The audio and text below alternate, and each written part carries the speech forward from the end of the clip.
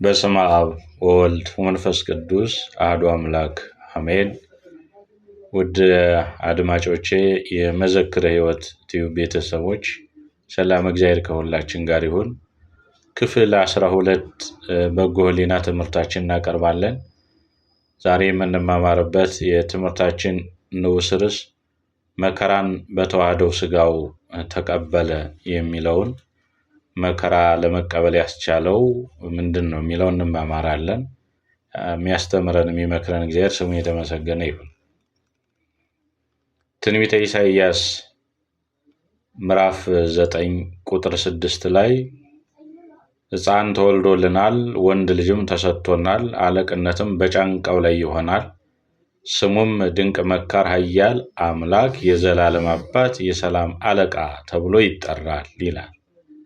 ስለዚህ መከራ ተቀበለ ለማለት የኛ የኢትዮጵያ ኦርቶዶክስ ተዋህዶ ቤተክርስቲያን ተጸነሰ የሚለው ላይ ነው የምጀምረው።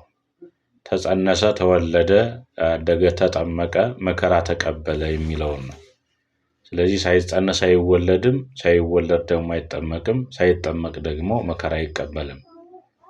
መከራን የተቀበለበት ዋናው ዓላማ ለሰው ልጆች ቢሆንም የትምህርቱ መነሻና መድረሻ ግን አለ።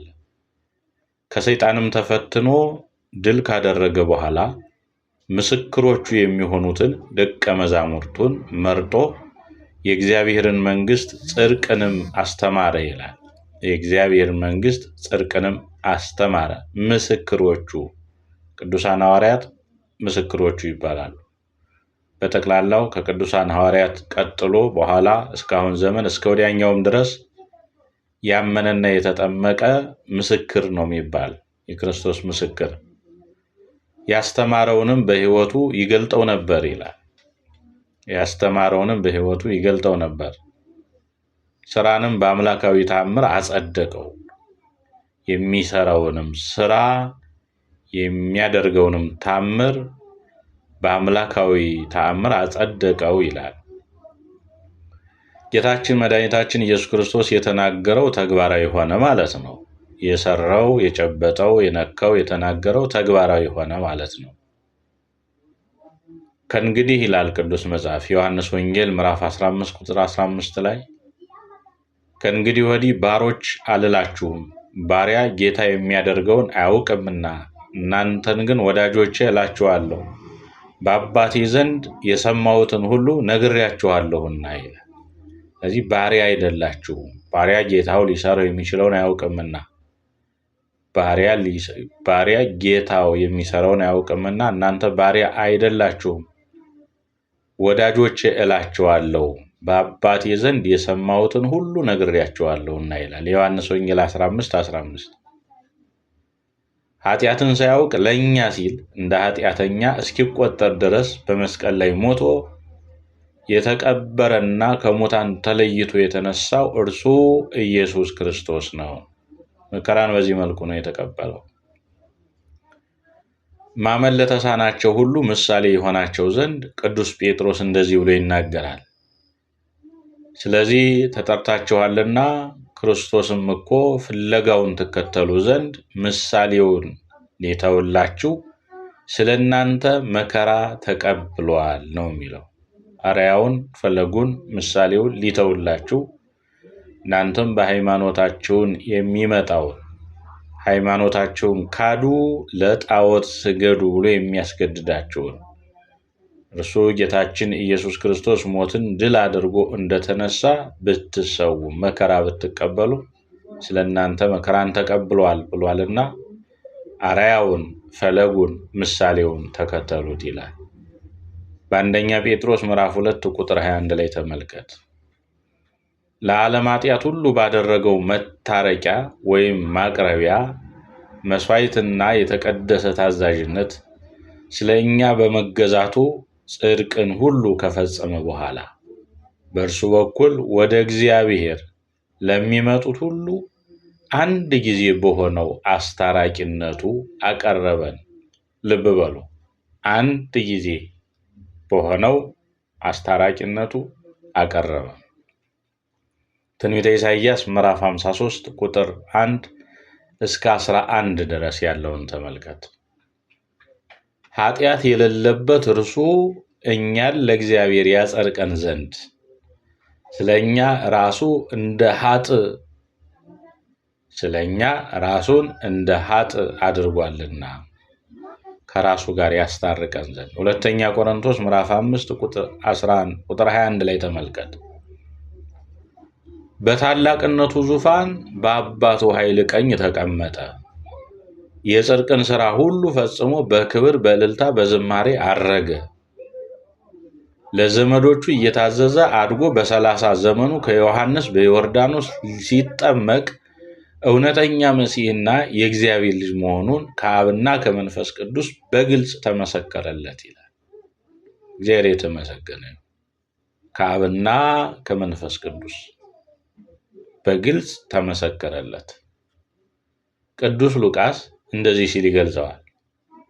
ከእነርሱም ጋር ሄዶ ወደ ናዝሬት ወረደ፣ ይታዘዛቸው ነበር። እናቱ ግን ይህንን ሁሉ ነገር ተጠብቀው በልቧም ታኖረው ነበር አለ ቅዱስ ሉቃስ በሉቃስ ወንጌል ምዕራፍ 2 ቁጥር 52 ላይ። ወተወደዮ ማርያም በውስተ ልባ፣ በልቧ ሁሉንም ነገር ታኖረው ነበር ይላል። ለምሳሌ በልቧ የምታኖረው ምንድን ነው ይባል? አረጋዊ ስምዖን የኦሪቱን ስርዓት ለመፈጸም ወደ ቤተ መቅደስ ለግዝረት በወሰደችው ጊዜ ስምዖን የተባለ አረጋዊ ትንቢት በተናገረ ጊዜ በነፍስሽ ሰይፍ ያልፋል የተባለውን የልጇን ሞት በሕፃንነቱ ነግሯታል። ይህንን ለማንም አልገለጸችውም። በልቧ ታኖረው ታስቀምጠው ነበር። እርሱም ኢየሱስ ክርስቶስን ነው። በፈቃዱም አንድ ጊዜ በተደረገው በኢየሱስ ክርስቶስ በስጋው ቁርባን ተቀደስን ነው የሚለው እኮ ቅዱስ ጳውሎስ። አንድ ጊዜ ነው የሚለው። በፈቃዱ አንድ ጊዜ በተደረገው በኢየሱስ ክርስቶስ በስጋው ቁርባን ተቀደስን። በዕብራውያን መልእክት ምዕራፍ 10 ቁጥር 10 ላይ ተመልከት። ሁሉንም ከፈጸመ በኋላ ጌታችን በታላቅ ድምፅ ጮሆ ነፍሱም ከስጋው ተለየች አይደል የሚለው። ሁሉም ከፈጸመ በኋላ በመስቀል ላይ ሳለ ናሁ ተፈጸመ ኩሉ፣ እነሆ አሁን ሁሉም ተፈጸመ። ለዲያብሎስም ተፈጸመበት፣ ለአዳም ተፈጸመለት። ሰቆቃው፣ ሐዘኑ፣ መከራው፣ ስቃዩ 5500 ዘመን የዕዳ የፍዳ የመርገም የኩነኔ ዘመኑ ተፈጸመለት። የዲያብሎስም ድል መንሳቱ ማሸነፉ ተፈጸመበት። ማቴዎስ ወንጌል ምዕራፍ 27 ቁጥር 50 ላይ የአዲስ ኪዳኑ ቁርባን እርሱ ኢየሱስ ክርስቶስ በመሆኑ አንድ ጊዜ ብቻ ፈጽሞታል ነው። አንድ ጊዜ ብቻ ፈጽሞታል። ስለ ተዋህዶውም ቅዱሳት መጻሕፍት በግልጽ እንደዚህ ይዘረዝራሉና ስለ ተዋህዶ የእኛን ሥጋ ተዋህዶ ወደዚህ ዓለም ስለመምጣቱ፣ ፍጹም አምላክ ፍጹም ሰው ስለመሆኑ፣ የዘመኑ ፍጻሜ በደረሰ ጊዜ እግዚአብሔር ከሴት የተወለደውን ከሕግም በታች የተወለደውን ልጁን ላከ ይላል ገላትያ ምዕራፍ 4 ቁጥር 4 ላይ። መለኮቱና ሰውነቱ የባህሪ መደበላለቅና መለወጥ ሳይኖርበት ያለ መለየት ያለ መከፈል በአንዱ የአካል ተዋህዶ ጌታችን መድኃኒታችን ኢየሱስ ክርስቶስ መሆኑን እናምናለን እንላለን እኛ ኦርቶዶክሳውያን። እንዲያውም ቅዱስ ጳውሎስ በዕብራውያን መልእክቱ ምዕራፍ 2 ቁጥር 14 ላይ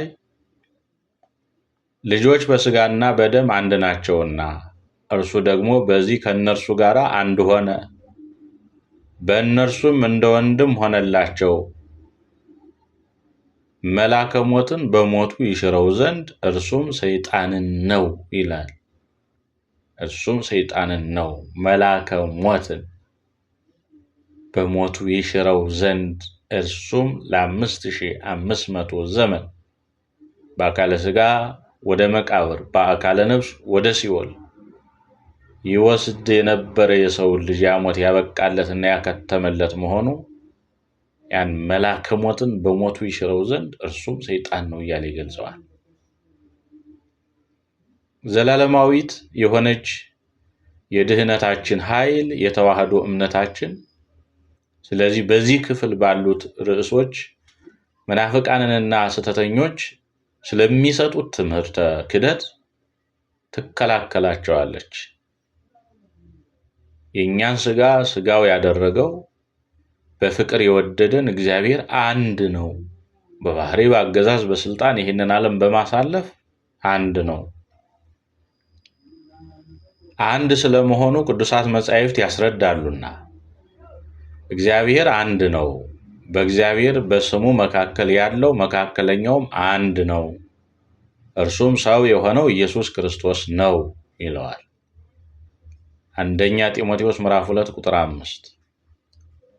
የኢየሱስ ክርስቶስን አምላክነትና ፍጹም ሰውነት የምትክደውን አርዮሳዊት ትምህርትንና ተከታዮቿን እንቃወማለን።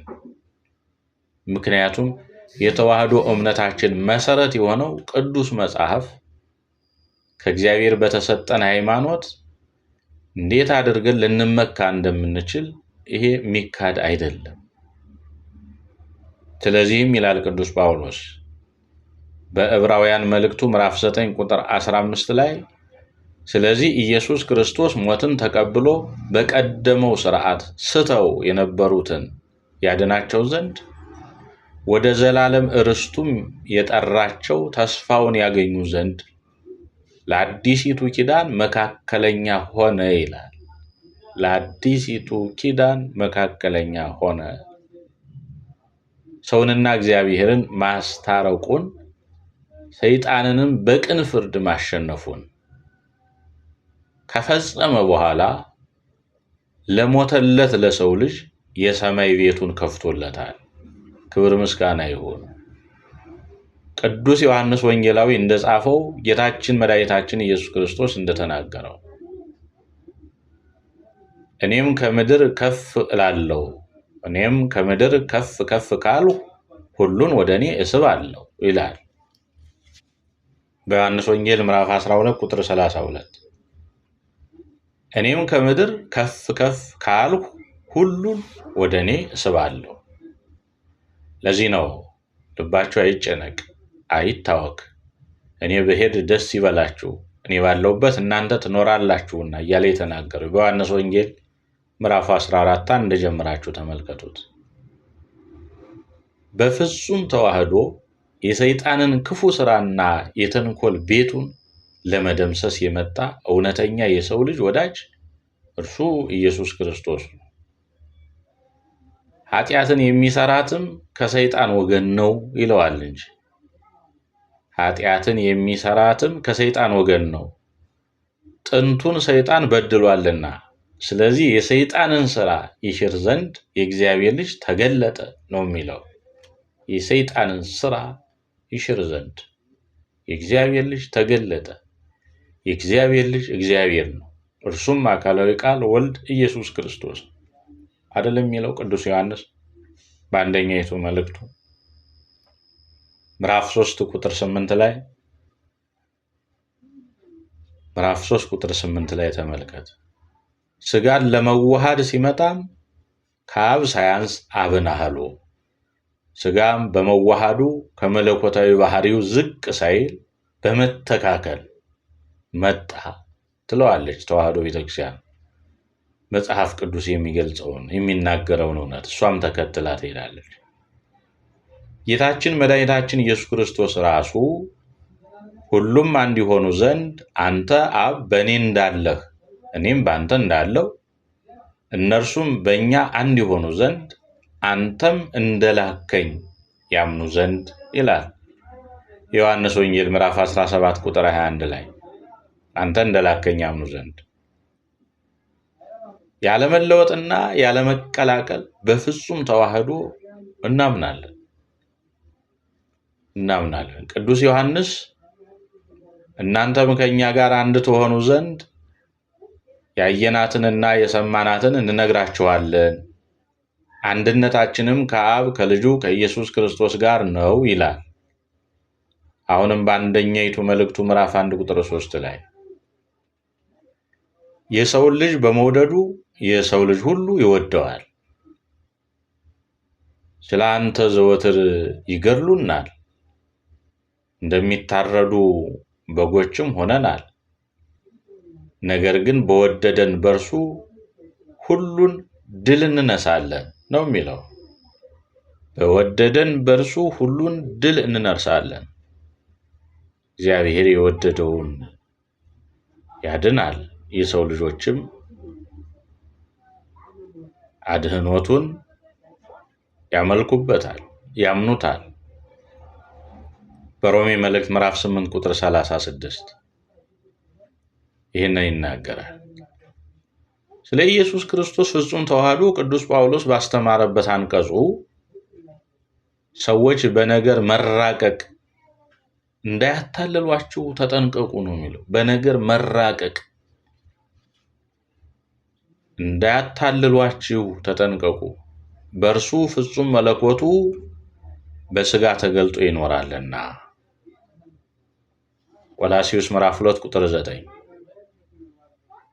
እንግዲህ አምላክ የሚሆን እርሱ ሰው ባይሆንልን ኑሮ በሰውና በእግዚአብሔር መካከል ሳይኖር እርቁ እንዴት ይፈጸም ነበር ብለን እናስብ። ለዚህም የቅዱስ ጳውሎስ ትምህርት መሰረታችን ነው። ይህ በመሰረተ ነቢያት ወሐዋርያት ብለው የሚያስተምሩን ቅዱሳንም ለዚህ ነው። በነቢያትና በሐዋርያት መሰረት ላይ የታነጽን መሆኑን መማር፣ ማሰብ፣ ማወቅ፣ መገንዘብ ይጠበቅብናል። በዕብራውያን መልእክቱ ቅዱስ ጳውሎስ ምዕራፍ 1 ቁጥር 1 ከጥንት ጀምሮ እግዚአብሔር በብዙ አይነትና በብዙ ጎዳና ለአባቶቻችን በነቢያት ተናገረ ይላል። በኋላ ዘመን ግን ሁሉን ወራሽ ባደረገው ሁሉን በፈጠረበት በልጁ ነገረን ይላል። በልጁ ነገረን። ሁሉን በፈጠረበት ፍጥረታትን የፈጠረ ሥላሴ ከሥላሴ አንዱ አካል እግዚአብሔር ከላዊ ቃል ወልድ ኢየሱስ ክርስቶስ በመፍጠርም አብ ወልድ መንፈስ ቅዱስ አንድ መሆናቸውን ነው የሚነግረን። ሁሉን በፈጠረበት በልጁ ነገረን ነው የሚለው። በባህሪ ልጁ በሱ በኢየሱስ ክርስቶስ መዳናችን ከመለኮትነቱ ባይሰጠን ኑሮ ዘላቂው ድህነት እንዴት ሊጸናልን ይችል ነበር? ፍጹም ሰው በመሆን ታዞ የሰዎችን ጠላት ሰይጣንን ካሸነፈ ጠላት ቅን በሆነው ፍርድ እንዴት ተሸነፈ ነው። የሰዎችን ጠላት ሰይጣንን ካሸነፈ ጠላት ቅን በሆነው ፍርድ እንዴት ተሸነፈ ነው።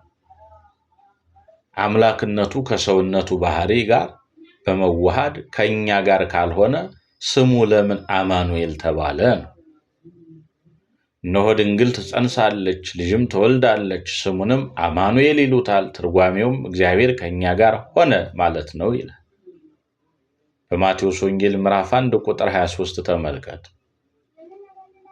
መናፍቃንን ለምን አማኑኤል ተባለ ብለን ብንጠይቃቸው የዚህን ማስረጃ ለመመለስ አንደበታቸው እንደ ብረት ይቀዘቅዛል፣ ይዘጋል እንጂ በእውነት መልስ የላቸውም።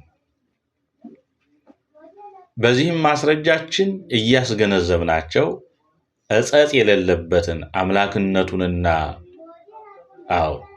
ጉድለት የሌለበት ሰውነቱን እንናገራለን። ለዛሬው ይቆየን። ያስተማረን እግዚአብሔር የመከረን እግዚአብሔር ስሙ ለዘላለም የተመሰገነ ይሁን። መዘክረ ሕይወት ቲዩብን ሰብስክራይብ፣ ላይክ እያደረጋችሁ ለሁሉም አዳርሱልኝ።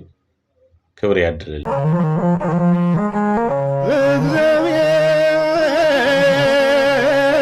እግዚአብሔር ወልድ ቅዱስ ከድንግል ተገኘ ክርስቶስ